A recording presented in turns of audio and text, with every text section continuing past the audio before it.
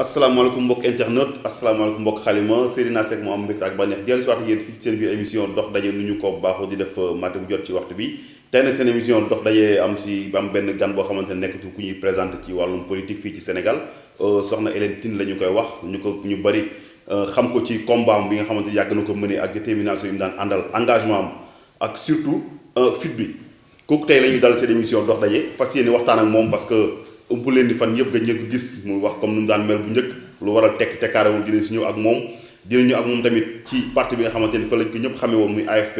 jamono yi lu muy dund dinañ ñëw ak moom tamit ci wàllum politique parce que ëmp leen ni gënoon na parti bi ñu naan AFP damoon ànd ak bés bu ñàkk loolu yëpp mu wàllu moom muy nuru benn wàllu tëradi ci wàllum politique dina ko leeral tey dinañu ak moom tamit ci wàllum assemblée nationale parce que jamono ji ku wax politique wax assemblée nationale jamono ji bu ñu weesoo loolu tamit ñëw ci situation yi nga xamante réew mi moom lay dund jamono ji muy ci wàllum social ci wàllum économique ak lépp lu xam ne xam na ko si rek ñu waxtaan si ak moom di ko dalal jàmm fii ci Xalima soxna si ñu ngi lay nuyu. jërëjëf Seydina maa ngi lay nuyu di nuyu internautes yi yëpp di nuyu équipe bu Xalima yëpp di rafetlu seen liggéey di ziar waa Sénégal yëpp di leen balu ak ci weeru koor gi di ñaan yàlla barkeel koor yëpp nangu ñaan yëpp te def jàmm ci réew mi. di kontaan nag ci ñëw dox ba dajeeg yéen ci émission waaw dox daje lañ ko wax de. waaw. moo tax tey dox daje di la fi dalal soxna si wax naa ko sànq yow ay jamono tout le temps dañu daan dégg ngay communiquer ci rajo yi dëgg la sax ndomb tànk yi nga occupé loolu ci parti bi nga nekkoon tey jamono ji tekki tekkaaral bi nga nekkee lu ko waral. waaw Seydina laaj nga ma lu am solo parce que loolu sénégalais yu bëri dañu ma ci interpellé. di ma wax ne déggatuñu la. naam gëj naa nekk ci plateau yi li tax mooy askan wi moo décidé d'abord ne dañ may yóbbu ca pencu ndaw réew maanaam buñ la fa yóbboo teg nañ la ci foo xam ne waxukaay la war nga fa mën a waxe war nga fa mën a jëfe ngir changer nekkinu askan wi loolu moo tax ma jël option boobu ne la may wax ca penc ma nga xam ne askan wee dogal ndax ba ma daan wax ci mbedd mi laa nekkoon nekk opposante nekkuma woon député buñ la jëlee nag jox la député mooy jox nañ la formellement cër woo xam ne war nga mën a waxal askan wi ca fañ koy waxee war nga mën a doxal askan wi fëgg buntu ministre yi wala interpeller leen si loo xam ne dafa amal solo askan wi moo tax wax ju bëri ji ma wàññi ko parce que aussi wax àndut ak jëf te foog naa ne jëf nag mooy dëggal wax la ñu doon wax yépp ñu jéem ko taxawe bi ñu joxee bi ndombal tànk loolu benn la ci ñaareel bi mooy dëgg la dama nekkoon ci parti jamono jooju yor kàddu parti boobu loolu aussi dafa doon laaj du parti bi bëral tëral ko nga war ko fësal war ko yéenaane ba ñépp dégg ko donc cër woowu aussi bañ ko jëlee tax na ba man la may wax rek day nekk loo xam ne lu ma gëm la ak luy jëmale sama askan kanam loolu nag xëj na mënoon naa dem di ci plateau yi di ko ci wax mais dama xam ne plateau yi souvent aussi buñ la ca woowee mën na nekk loo xam ne rek kaay tojante bopp am na ci politique bi loo ci xalaat donc dama jiital ci sama taxawaay fi ma toll nii plus may jëf ju gën a bëri que wax ci loolu moo tax xëj na ñu bañ maa ñu gëj ma dégg waaye teewul ba maa ngi ci li nga xam ne mooy intérêt général li nga xam ne mooy intérêt askan wi ca laa nekk. parce que loolu tamit dina jafe askan wi mën ko dégg parce que bu ñuy xool yow ay jamono. am combat bu jukk da nga daan taxaw jiite ko man dama la sax naan kii moom jigéen gu mën góor la man sax daaw ma wax Etienne laa daan wax man Etienne Tine dëgg la nga marqué lu doy waar ci AFP parce que jamono ji fay nekk ji wax boobu maître Ba moo yoroon kàddu bi mu génn ci parti ba nga ñëw. nga jël porte parole bi yóbbu AFP foo xamante ni vraiment plateau boo toggaay ne gongo nga jékki-jékki ñu dàq la fa. waaw li nga ma wax maa ngi nuyu waa AFP yëpp ndax. sa ex camarade. sama ex camarade. jërëjëf si ñëw. waaw parce que xam naa ne boobu parti politique rek laa mos a milité mosuma milité ci beneen parti politique te la ma fa yóbbu woon it mooy dañ ma woowoon ci def la politique autrement. moo doon suñu slogan ñu ragaloon langue gi nag ndax lu bari luñ ci doon gis nekkoon na lu ñuy doon tiital ba ñu nee def politique autrement ñu ñeme dugg muy benn ñaar ñu dégg appel du 16 juin bu Moustapha Niasse lam ca doon wax ci jamono jooju méngóog la nga xam ne en tant que citoyen moom la ñu doon dund te di koy mettit lu ci réew mi ñu jóg ànd ceeg moom ñett ñu waxoon ñu ci moom ay seede yoo xam ne ak ay jaar-jaar yoo xam ne dal na suñu xel ci te jamono jooja donc loolu moo tax ba lépp lu ma suñ ma xamee ci politique bu ma amee tey taxawaay ci politique leadership bu ma am mën naa ne AFP ca laa ko jaare kon mënuma lu dul di leen gërëm ci loolu moo tax it mbir yi bi mu amee ba léegi mënu damay retenir sama bopp pour bañ a wax loo xam ne dina yàq loolu yépp parce que li ñu gisee nemmeeku ci politique bi mooy saa yu problème amee ci diggante nit ñi ak seen parti politique dañuy jóg wax lu naka sudul noonu ci parti bi yekk nit ña lu mel ni xeme loolu nag man bëgguma mu bokk man mënul bokk sax ci sama jëfin ndaxte du sama jikko du sama yar du sama ngëm moo tax ba mu amee damaa jël yépp teg ko ci loxo suñu borom ne ko xam na li ne ci xol yi xam na ku ne la nga jëf delloo ko ne ko moom rekk moom moo mën lépp na ko faj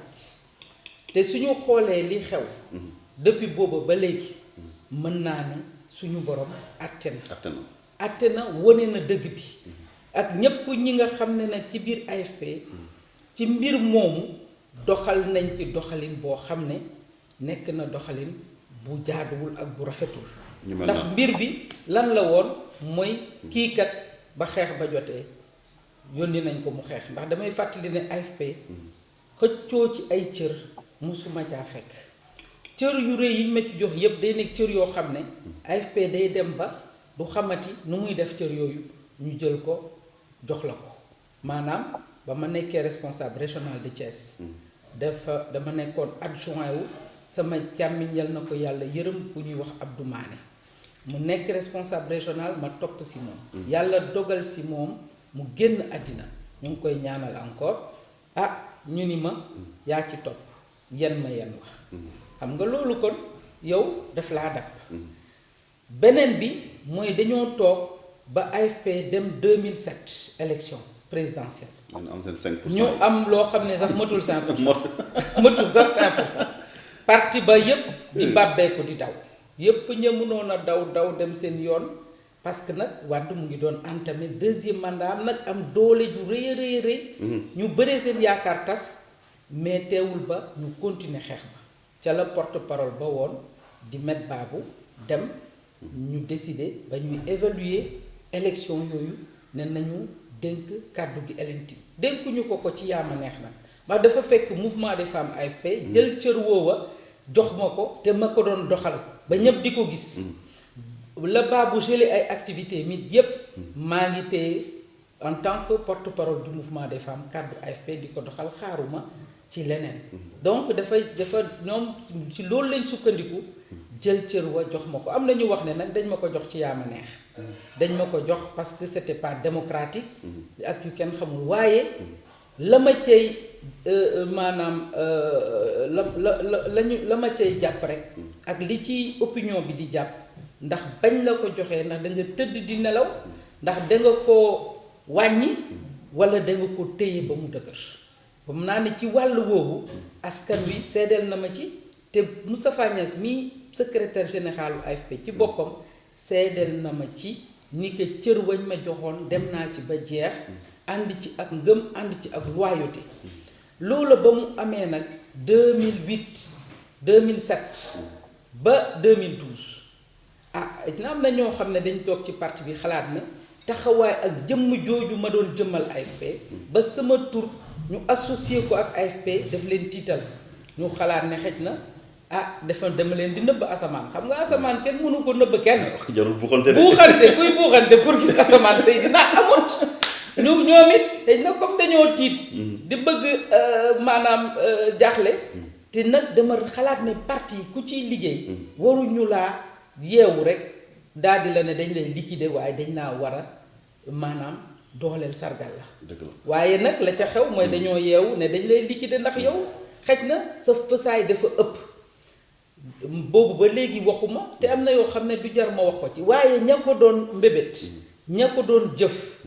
ña ko doon soutenir yépp tey jii fu ñu nekk tasaaroo loolu moo fa am moo tax seen crise bi dama ne man sama kàddu du ci bëri lu tax sama kàddu du ci bëri parce que soo ànd ak ay nit ñu lëkkaloo pour maanaam liquider la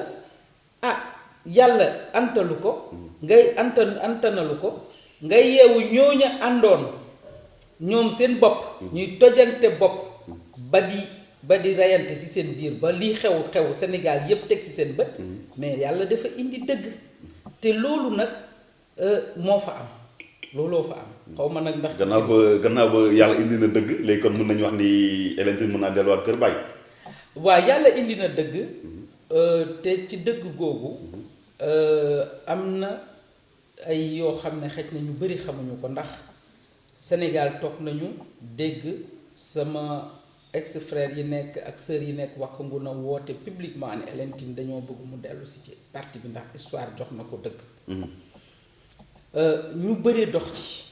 ma ci cité surtout kilifa bu mag muy Khoureychi Niass nekk député à l'Assemblée nationale waaye bokk ci këru diine bu mag man mii di wax ak yéen communauté chrétienne laa bokk waaye am na dund bu ma dund biir Medina Baye ba ma nekkee xale école Medina Baye laa dalee école ca jamono Baye donc kër googu dafa am loo xam ne daf ma marqué au-delà de li ñu ànd politiquement ak Khoureychi mu dox ci ay jéego maa ngi koy ciy gërëm di ko ci sant di gërëm ak sant ñeneen ñu bari ñoo xam ne yëkkati nañ seen tànk ñu waxtaan seeg man ma ci aussi saluer mémoire benn homme politique bu mag boo xam ne muy Gallo Nguer ancien député à l'Assemblée nationale député département Thiès nekk mag yal na ko yàlla yërëm muy sol dàllam ak magaayam ak feebaram ñëw ba sama kër ba muy ñëw dañ ko omat ba muy génn maa ko omat delloo ko ba otoom mu ciy dox ay jéego pour sama diggante ak AFP loola ba mu amee ñetti at ak genn wàll ba léegi ma xool yàlla li mu indi ci dëgg teg ko ànd naa ak sama nawle yooyu parce que doo jël ay kilifa ñëw jóg wax ak yow sa ay nawle ñoo xam ne ñëw jóg wax ak yow sa ay rakk sax ñëw di wax ak yow nga taxaw fa nga taxawoon te yàlla wone ca la nga xam ne moo indi woon réeroo googu yépp dëgg moo tax ba semaine bii passé muy lundi bale passé sol naa sama dàll ànd ak Khoureychi dem toog ak président Moustapha Niasse ca bureau loolu nag fii laa koy waxee jox leen primeur boobu ñu ciy kontaan waaw mu nekk moom solo nga nekk di wax fu mu nekk waaw mu nekk ndaje boo xam ne du woon ndaje pour xam ndax dangay dellu kër baay pour ndaje pour xamal ko ni man awma benn rancœur awma benn rancune amuma benn problème personnel ak moom ndax mais dañu problème bi problème politique la mooy entre Hélène Tine ak parti bu ñuy wax AFP waaw man ak moom amul benn xaar ma yàlla te loolu taw nañu waxante ko ma ko ciy gërëm di ko ci sant parce que ay waa këram bu ñu jógee di ko wut si man tamit moom i tamit mu nangu ko man it ma nangu ko ba ñu yàlla tudd ñu toog ci weeru koor boo xam ne yàlla raxas xol la ciy woote dafa nekk lu rëy kon maag moom amuñu benn problème te ku nekk ci ñun wax na ko moromam delloowaat moromam fa loo fa mësul jóg feddali loolu mooy cofeel googu amoon suñ diggante ba ñu ànd waaye ànd politique nag waxuñu ko ndax su naree am te loolu laa ko wax lu ci naroon am du nekk man ak moom ak Khoureychi waaye day nekk ay kuréelu AFP ak man kuréel yi nga xam ne tey falaa toog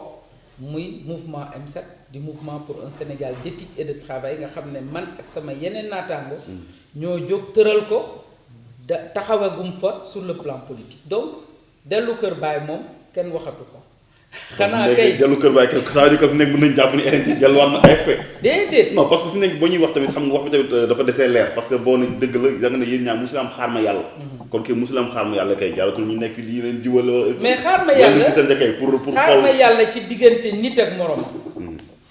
xaar ma yàlla si diggante nit ak moromam. waaye li ma la wax sànq mooy problème bu am mooy problème politique la. entre AFP ak ñi nga xam ne ñun ñoo ànd ndaxte du man kese. biir AFP am na ñu bëri ñoo xam ne ñu nga biir mouvement M7 da ànd ak man ñooña nag bu waxtaanu politique doon am ñooña ñoom ñooy décider man tamit du ma erreur yoo xam ne du ma gis ñu def erreur ba seen parti toj fukk. ma cay jaar donc man ba dellu AFP moom. en tout cas sa benn tànk nga ci biir waxtaane wuñ ko. waaw sa benn tànk la ñu waxtaane mooy diggante nit ak moromam mooy suñu diggante te ñetti at mu ngi nii ñu nekk assemblée jour boobu laa mos a teg tànk si bureau ñetti at yàlla waaw xam nga bu ñi koy seetlu di ko xool dañuy foog ne déedéet ñi ko seetlu di ko xool dañuy foog ne xëj na dafa am lu ma ko yoreel ci sama xol dañuy foog ne dafa am animosité wala dara moo tax xëj na jaaruma fa teguma fa sama tànk ndax daawu daan am semaine wala sax te du ñu jokkoo ba ma nekkee porte parole 12 ans durant ñu nekk ko di ko xeex ci parti bi waaw léegi bu toogee tey te cër woowu mu yor ñeneen yor ko AFP mën naa ne man Hélène Tine sama doole dem na ci sama xalaat dem na ci sama ñaq dem na ci sama sacrifice yu bëri def naa ko pour ñoom ñu am ko tey bu toogee foofu muy ñetti ati yàlla dëgguma fa sama tànk lu dul ne ci sama liggéey bañ ma sant en tant que député ndax yàqaluma si dara. mais est-ce que tamit gisante bi tamit tombé wul ñu naan tombé waral ay gaaf muy coïncidence ak dàq bi nga xam ne dàq nañ xaw ma Aminata Savary yi nga xamante ne si député CEDEAO la woon AFP ñu ne pro gàkk la woon. waaw est-ce que nekkul ne tey loolu ngeen di pour yow après nga war ko mën remplacer. non sa ñëw AFP gën a. gars xam nga boo xoolee. ma koy seedeel ñenn ñi ko doon dox. ne ma Moustapha su sañoon. képp ku sonn ci AFP jox la cër. man dama leen ne demuma fa pour wut cër. demuma fa pour wax waxu politique wax diggante pour xamal ñi koy dox yépp ni xaar ma yàlla amul sama diggante ak moom en tant que nit ak moromam waaye réeroo politique moom am na te réeroo politique boobu kenn jukkeegu ko bu doon wut cër rek te wax naa ko kon Ablaye Wade duma fi baax ndaxte janax bu génnoon à l'époque ci paxu AFP yi dem wàlli yaan ca biir PDS takkal nañ la raaya takkal la ndombol tànk ca jamono ja te ca jamono jooju man ca laa dëgëral sama taxawaay ci xeex bi dem ci ba jeex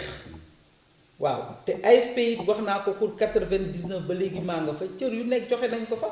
2000 dem nañ gouvernement 2001 am nañ 11 députés assemblée ci diggante boobu léegi joxe nañ cër yu jot kon bu doon wutum cër rek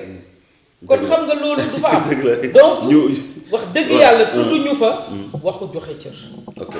tudduñu fa leneen te maa ngi sant yàlla ni bañ koy def it waxu changer ay nit yooyu sax xamuma ko woon te wax dëgg yàlla bu ma sañoo ni digganteem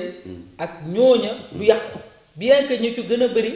ci ñi liggéey lii la ca lañ bokk. mais yow dafa mel ni xam nga ne yow kenn mësul a xamee tamit di wax di raay wala ngay tudd xam nga ni kan ñëpp xam nañ ni. Malick Gakou ngay wax directement sa diggante ak Malick Gakou dégg naa moom mësul neex. non man wax dëgg yàlla Malick daf may woowee sama ma sœur ma di ko woowee mon frère. est-ce que dëgg la. ndax yàlla dafa dogal. ñu bokk presque. maanaam ci ay date de naissance ñu jege yaatoo. ok donc loolu lu am solo la. te loolu mosul tey wax dëgg yàlla lépp lu am sama biir njaboot. te mu yëg ko. ñëw na sol daalam li ci mujj mooy sama frère ba mu gaañoo. sol na daalam ñëw ba sama kër Thiès jaale si ma. sama jëkkër ba mu feebaree sol na dàllam ñëw ba Thiès seet si ko kon xam nga loolu loolu rek mooy des waaye ci wàllu politique mën naa ne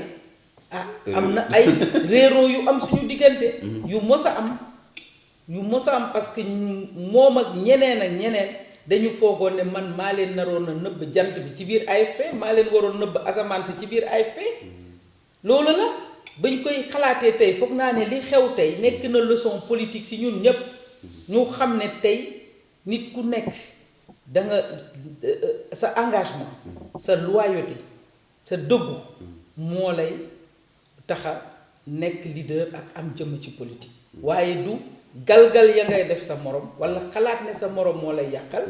donc loolu nekk nay leçon loo xam ne muy moom muy man muy ñeneen war nañ ko tirer parce que moom lu ma ko mos di wax dama ko ne bu leen fàtte ne ñoo bokk génération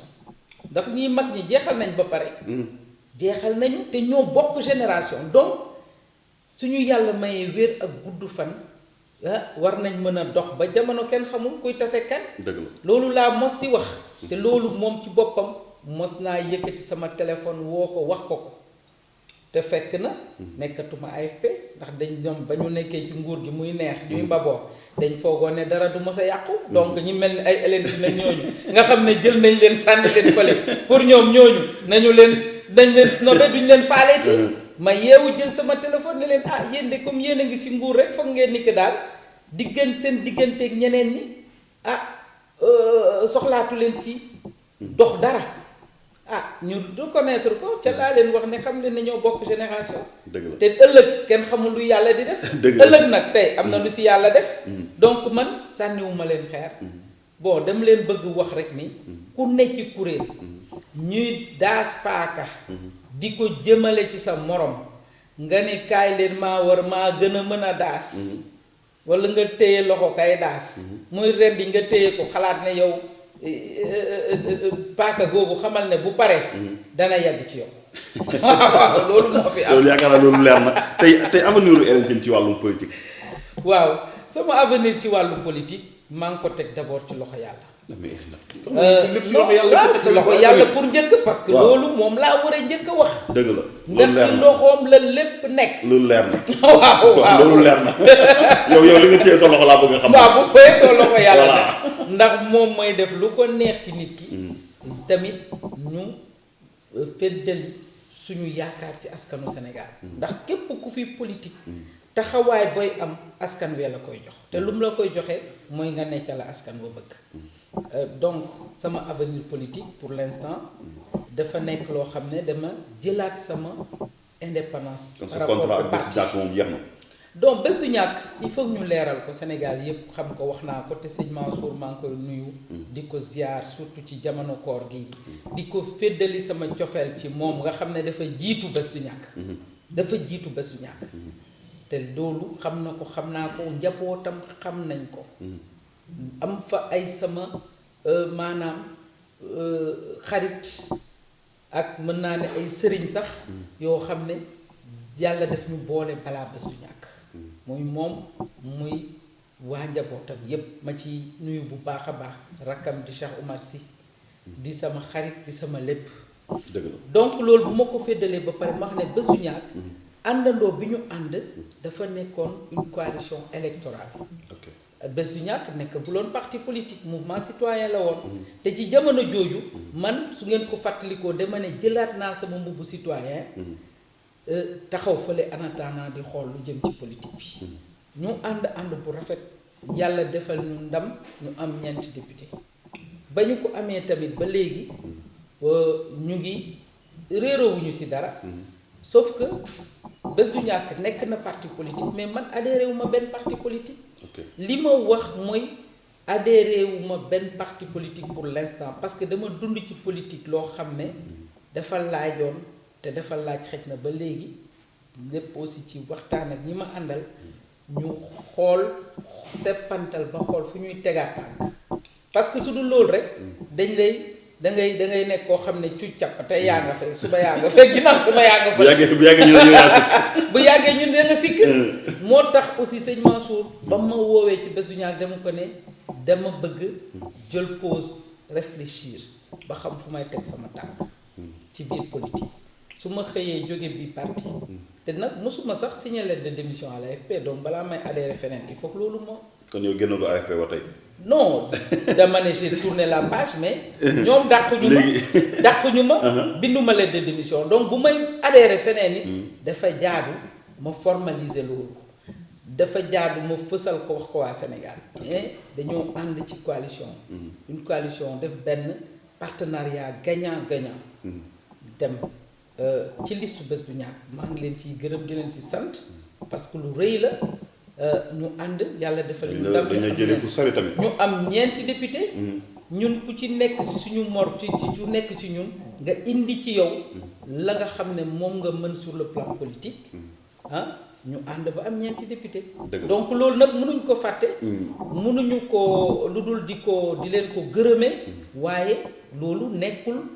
maanaam loo xam ne daf may ñëw takkale ci biir benn parti politique parce que su fekkoon ne ca jamono jooju Bës Du Ñakk nekk na parti politique sax xëy na lëkkaloo boobu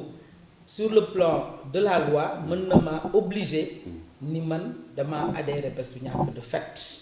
parce que su boobaa it bu boobaa boo génnee ca parti ba da ngay perte sa ndomba tànk leer na donc pour dire que de Bës Du Ñakk vraiment mosuma jënd carte Bës Du Ñakk te loolu itam dama bëgg mu leer nekkul leneen nag lu dul man ci sama coobare bopp maa bëgg xam fu may teg sama tànk. mais sa M7 bi am nga sa récépissé wala amoo. non M7 bi mouvement la. mais mouvement day am ay kayit. xam nga waaw mouvement day am kayit waaye récépissé parti nga may wax mais récépissé parti ñun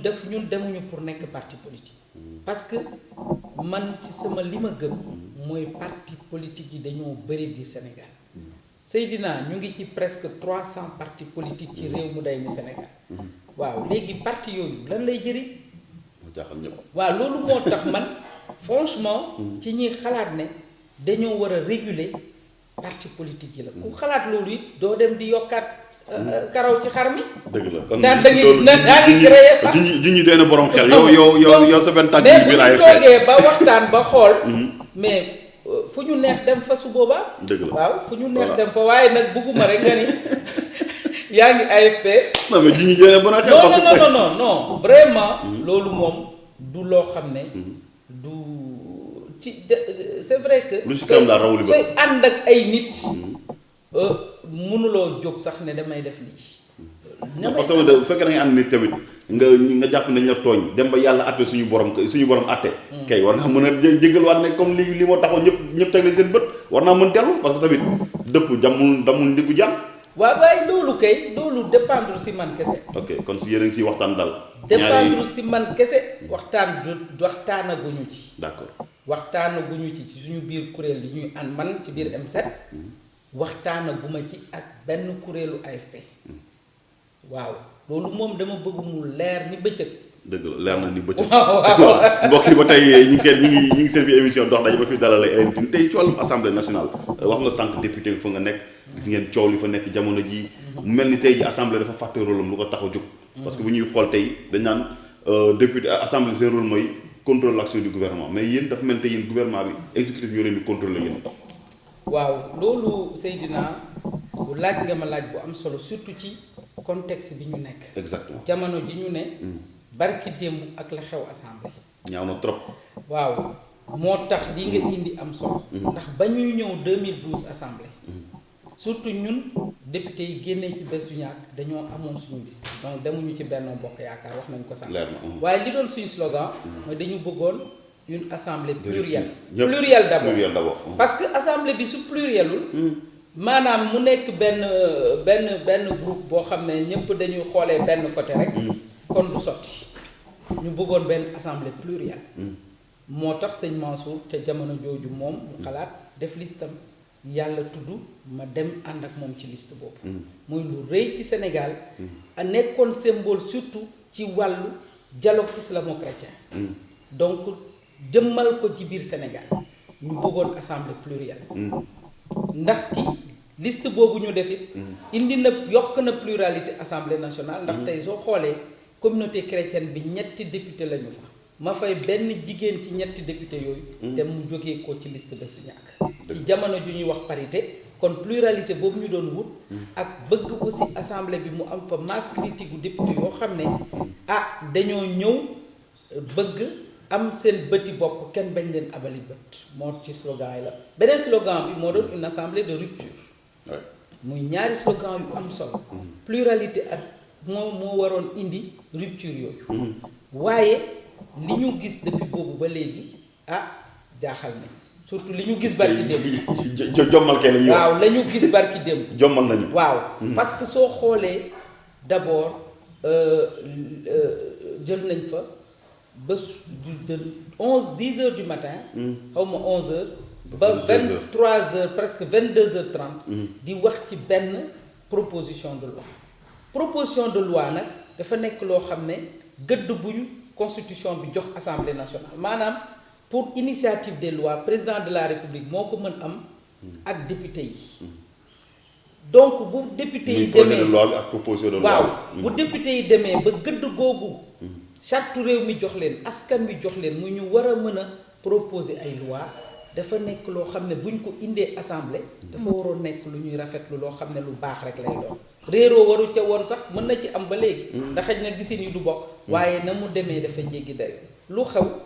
mooy proposition de loi bi nga xam ne mooy benn ci biir 12e législature bi depuis ñetti at te am na yeneen ak yeneen yuñ fa teg te kenn xoolu ko ndax dëgg la yoon daf lay imposer ni boo indee loi da nga war a wax fa xaalis ba ñuy doxalee loolu ku indi loi bi proposition bi 23 députés ñoo ko voté ñoo ko proposé tam maanaam nañ doon doxal il faut ñu lim leen parce que l'histoire aussi daf ko war a jàpp comme nu ñu jàppee loi Sada Ndiaye bi loi Ezzan ñu yëpp xam nga Seydina li ñu changé ci doxalin bi mooy bu ñu bëggaan assemblée def naka su dul noonu maanaam indi loi boo xam ne xëj na li ko lal mbiru politique kese la dañ daan jël benn député jox ko mooy loi Ezzan mooy loi Sada Ndiaye ak yeneen waaye li ci soppeeku bi yoon mooy dañoo def kuréel dañoo def groupe pour mën a gën a mën a jàllale loola te loolu xaaruñu ko woon ci 12e législature bi maanaam benn député jëru ko waaye fukki député ak ñett ko yor loi boobu tamit am na sax lu ci rafet te ñun dañ ko saluer mooy loi bi lim fiy dindi loi Sada Ndiaye boobu ñëpp ñu ŋaññi loi Sada Ndiaye ba dañ ko ŋaññi ca jamono xeex ko def ci lu ñu mën loi Sada Ndiaye dafa dal ci ki nga xam ne mooy njiitu réew mi tey di Macky Sall ba Sénégal yëpp naqarlu kon tey bu ñuy dindi loi boobu dafa waroon nekk un fort moment de communication et de renforcement de la démocratie mu war a nekk ndam lu rëy ci coalition majoritaire bi nga xam ne ba léegi man fa laa bokk muy Benno Bokk Yaakaar mu waroon nekk ci nguur gi fi ne régime bi fi ne maanaam moment bu mag buy wane ni rupture ya ñu doon woote ca jalgati ya amoon taxaw nañ ci mu naroon nekk seen ndam lu rëy waaye dañu ñëw dugal ci ñaari affaire yoo xam ne yu ñu jaaxal la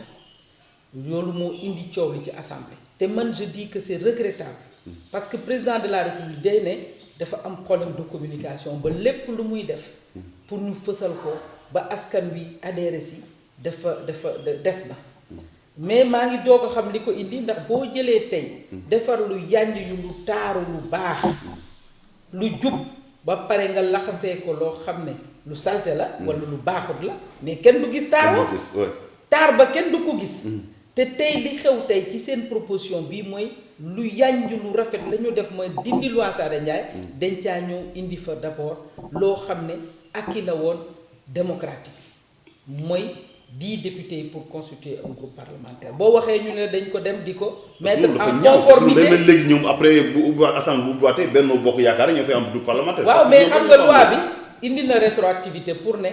waa PDS ñi nga xam ne am nañ 12 députés lañ am ba seen groupe bi 12 la seen groupe day continuer di exister maanaam aar nañu leen ndax su dul loolu kon benn groupe parlementaire mais loi bi kay comme dañ 10e lañ wax kay 10e bi mooy 15 mais dama bëgg fàttali sax di indi 10 yooyu parce que 2001 maa nga woon AFP ba ñu demee élection législative am fukki député ak benn. PS doogoon perdre nguur gi am fukki député ñu dem assemblée AFP dem ak ut lëkkaloo ak PIT ci jamono jooju ak RND ak jëf jël ba mëtal fukki député ak juróom yi ñu doon laaj pour am groupe parlementaire. Donc mu am fa ñaari groupe parlementaire muy groupe parlementaire majorité ba moo doon bu CAP 21 à l'époque ak groupe parlementaire donc bu progressiste yi muy ñaari groupe ba ñu dawalee 2001 ba 2002 Talla Sylla génn ci groupe bi dem nekki non inscrit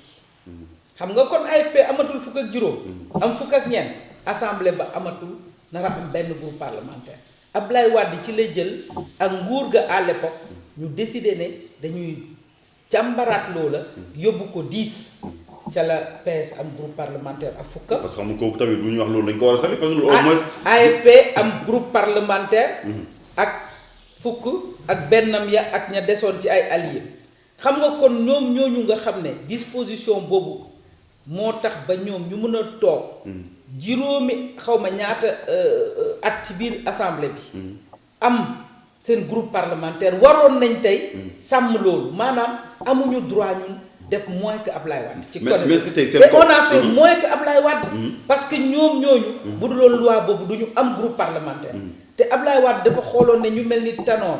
ñu mel ni Moustapha Niass ñu mel ni ak ñeneen du ñu ñëw nekk député ci assemblée ba te du ñu indi seen wàll ci liy doxal réew mi mu nekkoon lu positif tey ñu ñëw yóbbu ko 15 ndax gisuma ci évolution démocratie. c'est que yéen tamit fu leen askan wi mere mooy jamono bu doon lii surtout bu doon jamonoy Abdoulaye Wade loon yéenay occupé rajo yi yéenay occupé tali yi télé yi yéenay occupé mbedd bi di ngeen dem dina jar sax ngeen dem buntu assemblée ngeen def ko. mais loolu moo tax nag mais loolu gis ñu ko fii dafa man de man wax dëgg yàlla ci sama wàllu bopp. munuma wëccu dara di ko lekkaat moo tax dama ne du ma voté loi bi voté wu ma ko abstention laa def lu tax parce que. mais pourquoi loolu tey voté non. xam nga lu tax ma abstention. parce que loi Sada Ndiaye. mu nga ca biir. waaye ndax dañ ko def benn ëmb.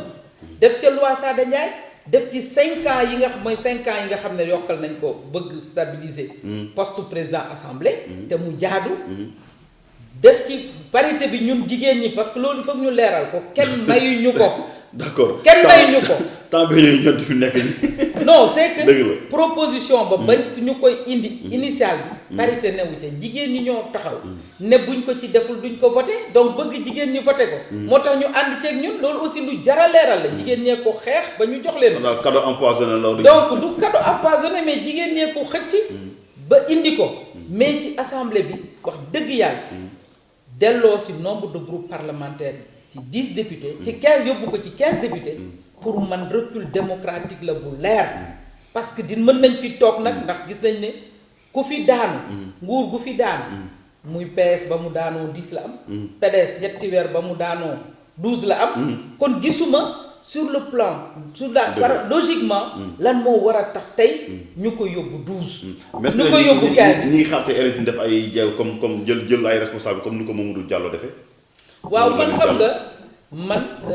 comme j'ai dit comme man dama jël sama indépendance. génn groupe parlement la koy defati. man sama indépendance dama ko yàgg assumer lii Mamadou Lamine Diallo def nag. bu ñu continuer nii. du yem ci Mamadou Lamine Diallo de loolu leer la. yaa ciy topp comme ça mu nekk non waxuma ne maa ciy topp ñu ne góor na jigéen. waaye du yem ci Mamadou Lamine Diallo parce que aussi. mënuñu tey soo xoolee soo waxee ñun dañoo bëgg a créer ay groupe parlementaire pour ay question d'intérêt de xaalis de poste. mais ñun ñu ngi assemblée depuis ñetti at. joxuñu poste waaye ñu ngi ci taxaw ci li ñu liggéey askan wi sas. parce que nag gënuñu kenn ci ñi demul assemblée. dëgg la bon deuxièmement affaire xaalis yi ñu ciy wax amu ci. man de groupe parlementaire Benno laa nekk gisuma ban avantage pécunier. la may jox gisuma ko. yaa ngi ci bureau assemblée. non déggoo ma ne la nekkuma bureau nekkuma fenn. moo tax nag mënoo ko gis. waaw mais en tout cas. gisuma nekk ci groupe. ban avantage xaalis. waaye. nekk ci groupe boo xam ne tamit dañuy lay museler ndax man personnellement débat organisé yi am assemblée yépp muy débat d'orientation budgétaire comme démb muy donc discours de politique générale du premier ministre yi mais dañu may boddi ci ñuy wax duñu la ko def parce que booba dañuy tànn xam nga débat organisé mais joxuñu sa cër nga génn fa waaw ma ne xam nga loo gis rek da nga koy wax ca fa nga koy waxee su débat organisé bu am biir groupe bi man day wax maa koy wax question d'actualité yi man ñu ngi la ciy gis ma ne gisuñu ma jax kon nag soxna si na moom xameetu benn yoon laa ca déposé benn question d'actualité ñu teg ko fële waxuñu ma lu tax ñu teg ko fële informé wuñ ma sax na jëluñu ko ma xam ne kon jarul ma ciy sonn ndax koo xam ne débat d'orientation budgétaire kenn du la boole ca ña ñuy tànn pour nga wax waaw discours de politique générale kenn du la boole ca tànn bu ñuy tànn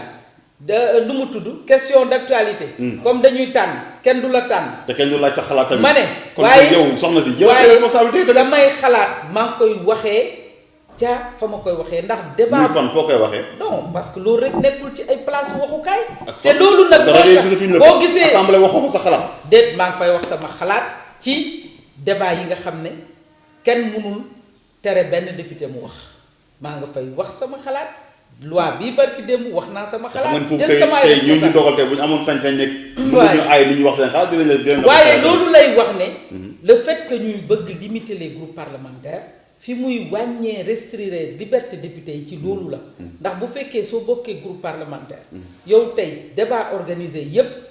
su leen neexee ñu wañ sa loxo dindi sa tur ca ña war a wax parce que xëj na la ngay wax xëj na du nekk loo xam ne neex na leen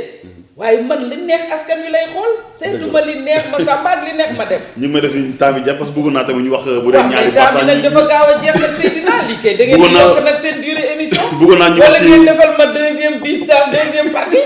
bëggoon naa ñu wax ci actualité réew mi parce que tamit jamono ji réew mi ni muy dund wax na may nañ ma 5 minutes léegi tey bu ñu wax situation réew mi tey waaw actuellement gis ngeen ñàkk courant bi ñàkk ndox bi emploi des jeunes dañu ko doon naxee ba léegi ndaw yi ba léegi tey dañ gën a chômer insécurité bi mu mel ni tey Sénégal ba tey askan wi rupture bu ñoon xaar ñoom ci seen dund ba léegi sant ñu ko ci nguuru Macky Sall bi ana yow lu ci sa gis-gis waaw sama gis-gis mooy am na jéego yu bëri yu ñu waroon def mais defaguñu ko ndax tey bu ñu toogee te foog naa président Macky Sall ci boppam wax na ko ba courant bi di coupé ñu yeewu tey gis ndox am ko problème la ndax courant rek lañ daan jooy ndox bokk ci woon waaye tey ndox def caa bokk waaw ñu yeewu tey gis kër ya ñu toj fii ci aéroport ak nu mu mënti demee ak yeneen ak yeneen ak yeneen seri ñiy dajji ci maire yeeg réew yi jaxasoo na yooya vraiment dafa nekk loo xam ne sénégalais yi jaaxal na leen te dundin bi aussi metti na sénégalais yi seen dundin ku ko wax dëgg metti na ndax ñun ñii amul baaraas suñu diggante ak askan wi chaque jour nit ñaa ngi ñëw ci ñun moo tax ñu ni jéego yi des na man 25 mars bi passé bañ ma laajee loo xam ci ñetti actu Macky Sall yi dama ne am na jéego yu mu def yu baax ndax réew mi aussi fañ ko fekkoon pour jubbanti ko du yomb ndax dafa mel ni ab tool boo xam ne fukki at ak ñaar caxatee nañu ko ba yépp a yàqu ñu may la pour nga ñëw dëkkalaat ko kon nag dafa laaj na ay temps waaye laaj na aussi maanaam ay pexe yu rëy donc moo tax ma ni yoon bi ñu ngi ko ci encouragé ci jéego yi muy des waaye na baral tànkam te di déglu it ñi koy wax ne fii mooy metti ak fële mooy metti 25 mars loolu laa wax mu bañ a déglu ñu koy wax ne président lépp rafet na lépp baax na lépp a ngi dox ñaari atam yi des fii metti na déglu ñu ko koy wax mais su toppee nag ñi nga xam ne dañuy toog ne ko yaa gën a taaru yaa gën a baax yaa lépp li ngay def baax na loola jëmaliku fenn nag tey ci ñaari mais est-ce que moo la utilise tamit moo yéen a utilise bu Abdoulaye daal leen dégg leen bàyyi xel muy ay élèves yi nga delluwaat ci presse bi di fa jooy parce que biir assemblée tamit rek mënul waaw li wóor ba wóor mooy tey jii lii ma taxaw fii xalim du yem fii de du yem fii kon jóg du yem fii parce que nag comme nag dañoo xalaatutoon ne nañu toog di ko waxee ci kuréel yi di leen wax ci biir ngay wax la nga mën waaye léegi duñ la mayati sax yow ci yenn débat yi sax pour nga am fa pexe pour wax xanaa lu la droit wu règlement intérieur wax mooy su dee débat boo xam ne c'est ouvert à tous les députés nga wax waaye bu dee débat boo xam ne loolu mooy waxu ñàkk pexe ouvertul ci ubbiwul ci dañuy tànn kenn du la ca tànnaale bu boobaa nag nga dem ci mbedd mi rek di ko fa yuuxoo. ak dem ci fi ñu koy waxee parce que tey bu ñu xool jamono Abdoulaye Wade ñàkk courant bi tax na lu ko fi gën a jëlee. inondation fi ne ñi ngi ñëw ba tey gisu askan wi gisaguñu. lu leer lu leen tegal loo xam ne président Macky Sall na xam ne. lu ñu doon bañal Abdoulaye Wade. duñu ko nangu duñu ko nangu. jamais. muy ci wàll wu ne nag. muy ci wàll lu mel ni projet bi ñëw démbu assemblée. te mu nekk loo xam ne aussi jaruloon gisuma lu mu leen di indil. lu dul coow lu bëri rek. tey bu ñu jëloon rek tas Loi Sada Ndiaye tey. macha allah ñëppay ànd ak ñoom di mbaboor ak di leen tagg. waaye nga laxas ci leneen. dañ koo bañaloon Abdoulaye Wade duñ ko mën a nangu. coupure de courant yi. sanctionné na ay nit. maa ngi ñaanal Makhtar Cissé bañ fa teg. ak Thierno Alassane Sall. ñu yàlla defal leen ci ndam. waaye nañu xam ne askan wi du leen ko nangul. askan wi du leen nangul ñu nangu ñuy couper seen ndox. nañ fi def nag infrastructure yu dul jeex Abdoulaye Wade defoon na fi infrastructure yu dul jeex. waaye lan moo ko daaneel. mooy la askan wa doon dund. xam nga te mënutu ko wax. xam ngeen policiers itam benn côté yéen dafa mel ni yéen lu jar wax dëgg doon ko wax tey jii fi mu nekk nii bu ñu xool muy Macky Sall tànk Abdoulaye la jaar wala sax mu pire. RTS yéen amatu leen fa accès amul benn émission boo xam débat politique buy ëmb ay parti politique lu émission yi mel ni ay pluriel tey yéen fu mel ni yéen tey amatu leen penc mooy maytu ñeen fi ngeen waxee te loolu tamit du ngeen ko kaas bu ñuy xool tamit jamonoy di comment dire Macky Sall 3 ans mii Abdoulaye moo gën a pire yu Abdoulaye parce que ñuy xool opposition mënatuñoo marche amatuñu liberté. imam yi la ji nekkoon géej waaye daan ko kaasatuñu ko waaye yaanaa maar maa ngi dégg ñu naan caat ak si moo dem nañ fi bér gi dem assemblée te bu ñu daan bëgg nit ñi daan génn am na fu ñu daan jaar ba nit ñi génn defatuñu ko bu mel ni que di gars yi dañuy mascarade yi rek lan leen Macky Sall def lan la. non xam nga Macky Sall wax dëgg yàlla. yaakaar bu rëy bi ñu amoon ci alternance bu bees bi te ñu yaakaar ba léegi ne. ñaari at yi war na ci taxaw. ba jubbanti lépp moo tax ba. doo yeewu xeex nguur fukki at ak ñaar Seydina ñu samp beneen nguur te yéen a ànd ci ñi ko samp ngay bëgg nguur googu di lajj du nekk suñu ndam du nekk ndamu nguur ga du nekk ndamu askan Sénégal toll na foo xam ne dans un contexte sous-régional difficile et précaire ak insécure ndax gis nga insécurité beeg li aw ci sous-région bi yépp ku bëgg sa réew dafay am loo xam ne danga koy teggi sa tànk pour ñu mun koo tabax man loolu laa gëm ba léegi waaye nag na fekk ña nga ko séqool wax dëgg yàlla xam ko te di ko doxal waaw buñ ko xamee di ko doxal xayrul buñ ko xamul di ko doxalit yow nga def la war ma bëgg wax aussi ne yemuñu rek ci wax ndax ñun ñetti at yi ñu ne assemblée problèmes sociaux yu bëri dañ ci dugal suñu loxo grévistes de la faim yu FASTEF dañ caa ànd liggéey ca ma ciy gërëm premier ministre ndax te dafa am écoute bañ ci demee di ko ci wax daf ñoo déglu ban ci premier ministre bi parce que mooy premier ministre bii waaw Boun Abdallah Dionne daf ñoo dalal dégluñu moom ak Serigne Mbaye Thiam ba ñu jël ci 717 ña nga xam ne kenn jëlul ñu jël ci 360 te loolu ay député ñoo ko dox crise éducation ba mu amee dañ caa jóg dox gis nga aéroport bii Blaise Diagne fukki at ak juróom réeroo am ci diggante nguur gi ak askan wane foofa ñun ñii ñoo ci jóg man personnellement maa ngi ciy gërëm président commission transport ak infrastructure muy Lucie Cissé parce que bañ ca waxee moom def ñu déglu ànd ak ñun ba ñu saaf ba ñu am ci xaatim ci protocole ba tey man suivi protocole boobu maa koy def toutes les semaines ànd kook waa AIBD ak askan wa ak waa forum civil di ko dox pour wane ni xëy na buñ ci yàggoon bu yàggul lañ dem Kédougou dem seeti mine yi lu fa xew dem nañu région de Thiès fii ci ay réseau gis naa yéen pour wane ne la ñu mënut a def ci kuréelu assemblée ya yenn yi ñu ngi koy jaarale ci réseau yi di ko def yenn yi ñu ngi organiser par groupe de petits députés di ko dox pour taxawu ci lii nga xam ne moo sonal askan bi li ci des nag mooy ñu respectante ci ànd bi respectante ci ànd bi man laajuma dara su doon cër ñetti at a ngi nii joxuñu ma ko te taxul ba ma fuppu dëgg la bu doon ay joxe dara gisuma ko waaye respect mooy la nga am kàddu ñu jox la ko. temps bi tënk nañu. 30 secondes ana looy sa kàddu. waaw jërëjëf may gërëm Xalima. di leen ñaanal surtout sama càmmiñ Samba Camara maa ngi leen di ñaanal ak équipe am yépp ngeen toog nag ba am télévision bu yaatu. amiin ba ñu mën di ci toog. amiin jërëjëf. voilà jërëjëf soxna Hélène Tine jërëjëf yéen itam mbokk yi si kóolute bi ma leen gërëm di leen sant di leen jox dig daje beneen yoon ci beneen numéro dox daje jërë ngeen jëf.